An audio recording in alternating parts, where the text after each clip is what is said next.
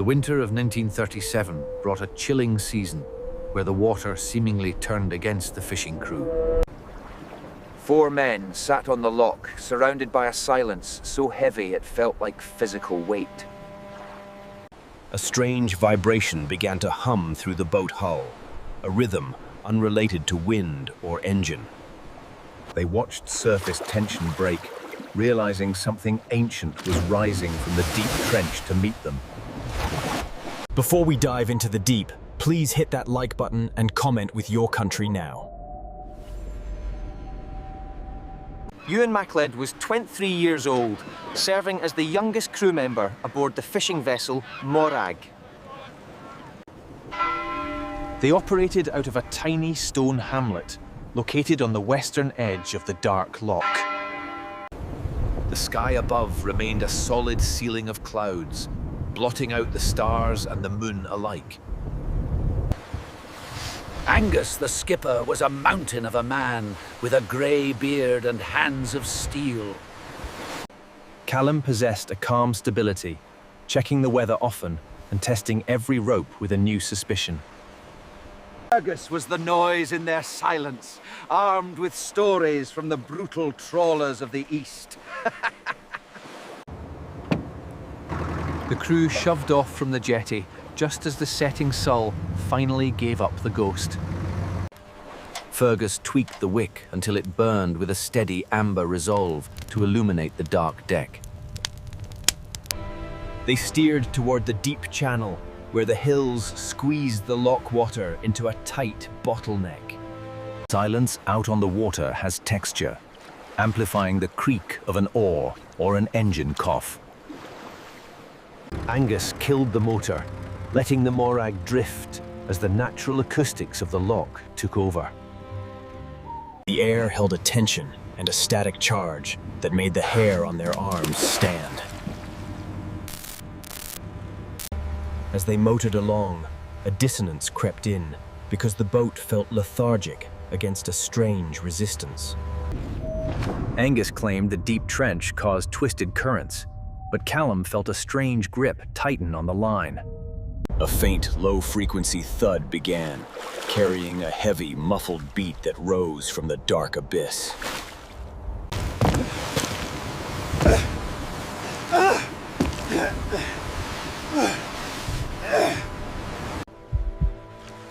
Through the freezing hemp rope, the men felt a living pulse traveling up from the deep water. They hauled the net aboard, only to find the bottom half was obliterated and the mesh shredded. The fibers were stretched and exploded outward, suggesting something immense had driven through it with massive force. The line trembled violently in a tug of war before a dull impact resonated through the boat keel. The mechanical noise was a comfort, but as we turned toward the final net, the boat tilted.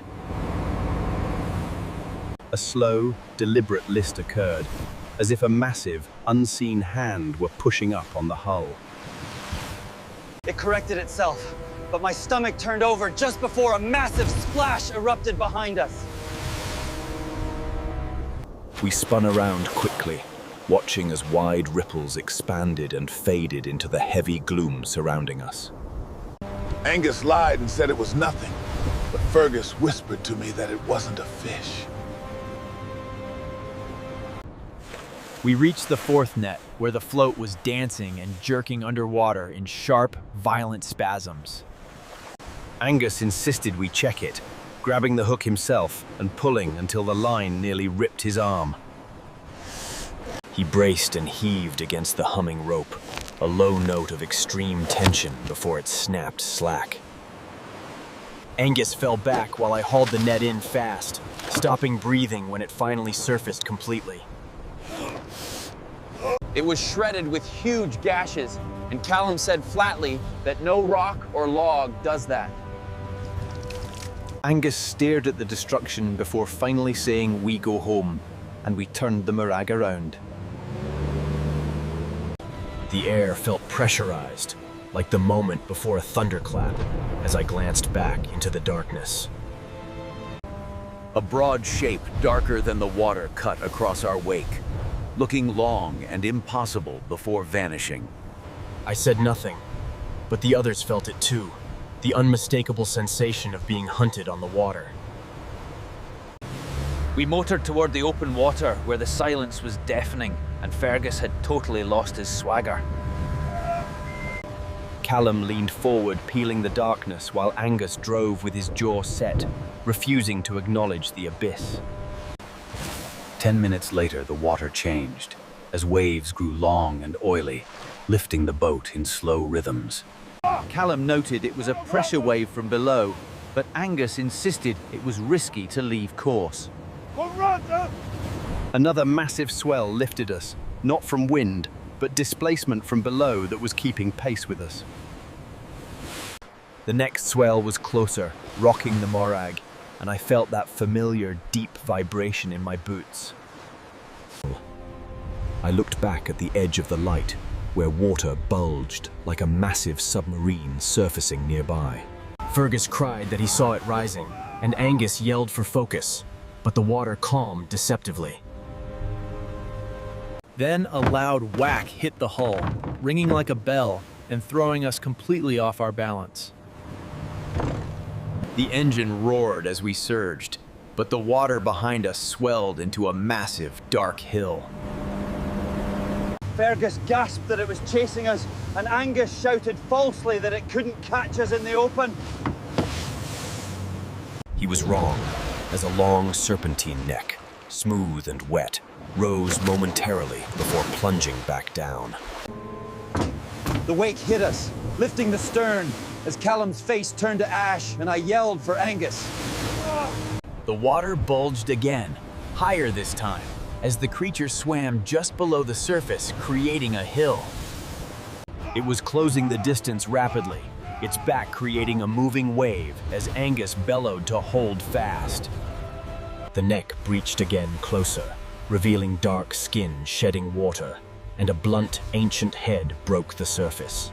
Primal empty eyes that absorbed the light stared at us for 3 seconds before the creature vanished completely.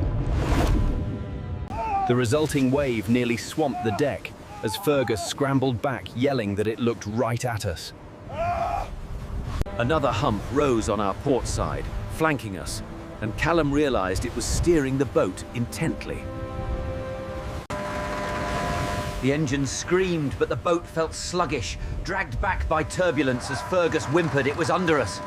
The stern dipped, and the prop bit into turbulent water just before the surface behind us exploded upward. The massive head rose high, towering over the stern, with water pouring off its scales like a waterfall. Angus gripped the tiller until the wood groaned as the creature lowered its head and accelerated under the boat. The keel scraped against something solid that felt like living rock, pitching the boat violently as Callum shouted. Angus said through gritted teeth there was a shallow shelf ahead where it could not follow us. Another massive curve of spine broke water on the starboard side, pushing the morag sideways as Angus fought. The creature surfaced again parallel to the stern, its intelligent eye assessing us before sinking into the water. Callum insisted it was guiding us, while Angus spat that it was hunting as we neared the shelf. Suddenly, the water ahead boiled, and the creature rose directly in our path, blocking the narrow channel entirely. It was a wall of flesh and scale, a monolith in the gloom that breathed a wet, raspy sound. It lowered its head eye level with the bow, inspecting us without attacking, then slowly submerged, clearing the path. Angus punched the throttle, and we sped over the spot where I looked down expecting jaws, but saw depth. We hit the wider water, and the mist thinned, but minutes dragged until I saw a shadow gliding parallel. It turned inward, closing in, diving under the bow, and lifting us on a massive cushion of water. Moonlight broke through clouds near shallows when a massive impact on the starboard beam nearly capsized the boat. Another hit on the port side was batting us back and forth, trying to separate us from deep water. final thunderous blow struck the bow, and the creature rose one last time. Silence fell as it watched us, insignificant specks, before creating a wave with its neck that soaked the deck. It swam past, diving deep, its wake rocking us one last time as Callum whispered it let us go. The water calmed and we crossed the shallows to dock in silence, while the village slept unaware nearby.